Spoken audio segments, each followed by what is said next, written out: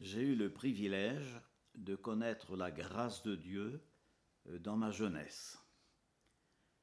À l'âge de 14 ans et demi, j'ai contracté la tuberculose pulmonaire. Je suis allé pendant 3 ans en sanatorium où j'ai été admirablement soigné.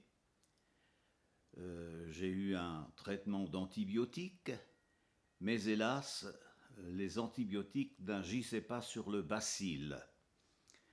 À l'époque, on a tenté, le chirurgien a tenté des opérations telles que des exéresses, voire même une thoraco, mais cela était impossible du fait que chaque lobe de mes 2 poumons était atteint.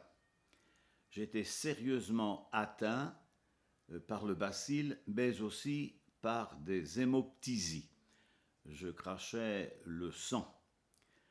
Voyant que rien ne réussissait médicalement, mes parents ont été convoqués à ce sanatorium qui se situait à Sannefer dans la Creuse, le sanatorium des Normaliens. Mes parents ont été convoqués et, somme toute, ils ont dû signer une décharge et me reprendre à la maison pour y vivre quelque temps. C'est alors que une chrétienne a rendu témoignage à ma famille. Et c'est ainsi que j'ai été mis en contact avec l'Évangile. J'avais 17 ans et demi quand j'ai entendu pour la première fois l'Évangile. La seconde fois, c'est la fois qui a marqué ma vie puisque dans cette réunion, j'ai été merveilleusement guéri. Ma guérison s'est produite après un temps de prière et après l'exercice d'un charisme, d'un don spirituel, où Dieu me parlait personnellement, où j'étais invité à le recevoir dans ma vie comme mon sauveur, ce que j'ai fait spontanément. Et au moment même où je disais oui à Dieu, j'ai senti comme un manteau de grâce qui m'enveloppait de la tête jusqu'aux pieds. Et il y avait en moi une voix que j'appelle la voix intuitive qui me disait « Tu es guéri, tu es guéri ». D'ailleurs, je me suis relevé et j'ai dit à ma voisine, qui était cette personne qui avait rendu témoignage à mes parents, je lui ai dit que j'étais guéri.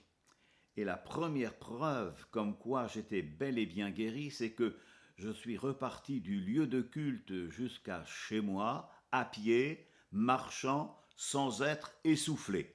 Ce que je ne pouvais faire auparavant parce que j'aurais vite fait de cracher le sang. J'ai donc mangé, j'ai commencé à manger avec bon appétit, ce qu'un tuberculeux, hélas, ne fait pas durant sa maladie.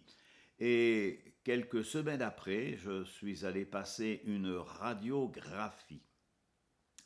Et là, ma mère m'accompagnait. J'avais 17 ans et demi, mais ma mère m'accompagnait avec un sac dans lequel il y avait une serviette éponge en cas d'hémoptysie. Et le professeur qui me passait la radio s'exclamait derrière celle-ci et poussait très haut ses cris, ces mots. Ah ça alors, ah ça alors. Et ma mère de demander timidement, croyant qu'il me découvrait encore autre chose, mais docteur, qu'y a-t-il? Et le professeur de dire, écoutez madame, sous toute réserve, votre fils est guéri. J'ai donc passé des radiographies, des tomographies, j'ai subi quelques tubages, j'ai des cobayes, le bacille avait disparu et mes poumons étaient redevenus aussi sains qu'une personne qui n'a jamais contracté la maladie. J'étais guéri. Ce que je dis maintenant, je l'ai expérimenté à l'âge de 17 ans et demi. Et conjointement, j'ajouterai la guérison de mon père qui, lui, a fait la tuberculose des os. Mon père a été hospitalisé pendant une année dans la région parisienne et quand il est ressorti de son hospitalisation, il portait un corset de fer. Et mon père, qui n'avait jamais sali le pavé des églises, par curiosité est venu là où moi j'allais, sachant que j'avais été guéri. Mon père s'est approché pour que l'on prie pour lui. Des serviteurs de Dieu, des pasteurs ont prié pour lui. Et mon père, le soir même, retirait son corset. Il était guéri. Donc il y a un double miracle dans mon foyer d'enfance. J'ai été le premier miraculé. Mon père a été le second. Et vraiment, nous rendons grâce à Dieu parce que c'est par la grâce de Dieu que je suis aujourd'hui ce que je suis. J'ai, à ne pas vous cacher, 84 ans, donc la guérison est